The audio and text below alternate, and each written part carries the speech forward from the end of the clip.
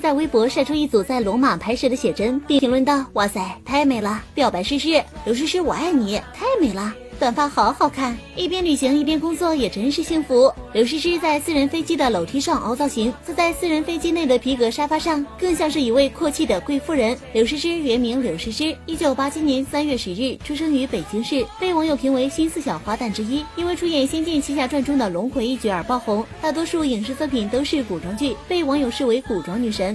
2011年，刘诗诗与吴奇隆在拍摄电视剧《步步惊心》时因戏生情。